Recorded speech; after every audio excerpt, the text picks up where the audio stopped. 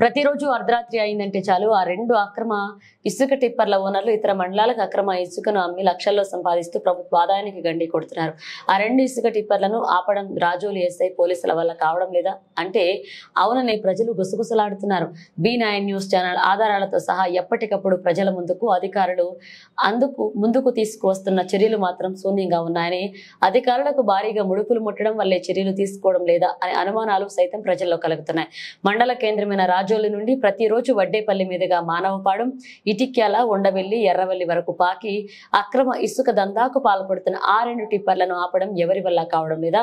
రాత్రిపూట పెట్రోలింగ్ చేసే పోలీసులు తప్ప తమ విధులను సక్రమంగా నిర్వహిస్తే రాజోలుకి పోలీసులు ఈ అక్రమ ఇసుక నడిపే టిప్పర్లను సీజ్ చేయవచ్చు. ప్రతిరోజు జేసీబీ సూరి, జేసీబీ తిరుమల అనే వ్యక్తులు టిప్పర్లకు వెళ్తున్న రాజోలు ఎస్ఐ ఎందుకు మౌనంగా ఉన్నారు? ఎందుకు పోలీసులు ఆ రెండు టిప్పర్ల మీద ప్రేమను చూపిస్తున్నారు?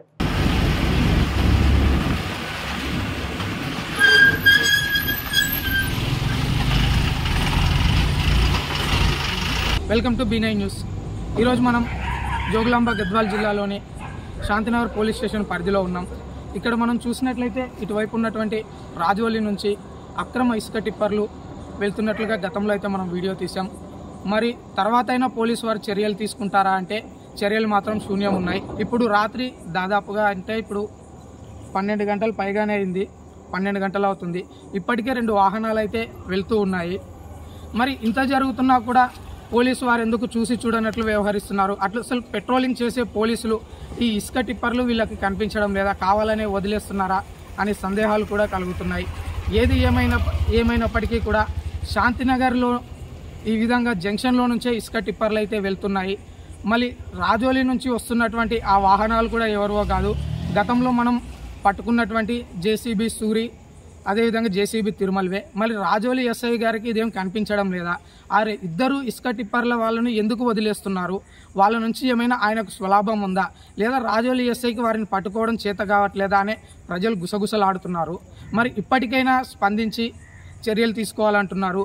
మనం చూసినట్లయితే మైనింగ్ శాఖ అధికారులు ప్రతిరోజు ఉదయం వచ్చి అక్కడైతే పర్యవేక్షణ చేసి మనకు ఫోటోలు, వీడియోలు అయితే పంపడం జరిగింది. వాటిని మనం మన ప్రసార మాధ్యమాల్లో కూడా ప్రచారం చేయడం జరిగింది. మరి రాత్రిపూట గస్తీ కాయాల్సినటువంటి పోలీసులు ఏం చేస్తున్నారు? వాళ్ళ కనుసన్నలోనే ఈ అక్రమ ఇసుక మాఫియా అంతా జరుగుతుందా? కేవలం రెండే ఇసుక టిప్పర్లను కంట్రోల్ చేయలేకపోతున్నారు ఈ పోలీసులు అనేది మనం స్పష్టంగా చూడవచ్చు. మరి ఇప్పటికైనా చర్యలు తీసుకుంటారో లేదో వేచి చూద్దాం. ఒకవేళ పోలీసు అధికారులు మాత్రం చర్యలు తీసుకోకుంటే ప్రతిరోజు మన ఛానల్ ద్వారా అయితే ఈ అక్రమ ఇసుక మాఫియా జరిగే వాటిని అయితే మనం ప్రసారం చేస్తూనే ఉంటాం. మనకి ఇప్పటివరకు అయితే బెదిరింపులు వస్తున్నాయి, అన్నీ వస్తున్నాయి. ఏది ఏమైనా కూడా నిజాన్ని నిర్భయంగా ప్రజలకు తెలియజేయాలనే ఈ అర్ధరాత్రి పూట మనం రావడం జరిగింది.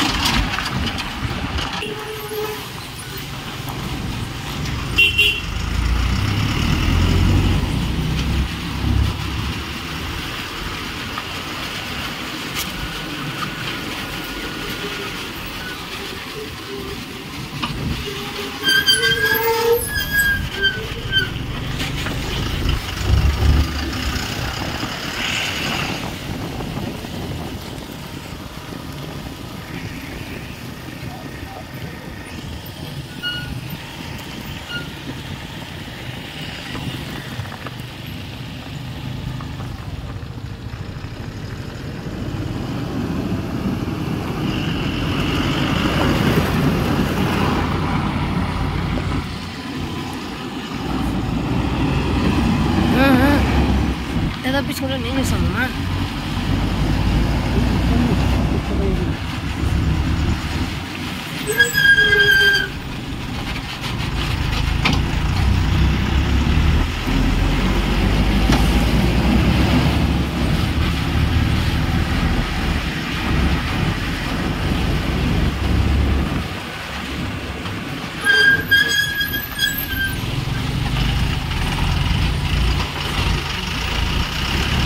Hey.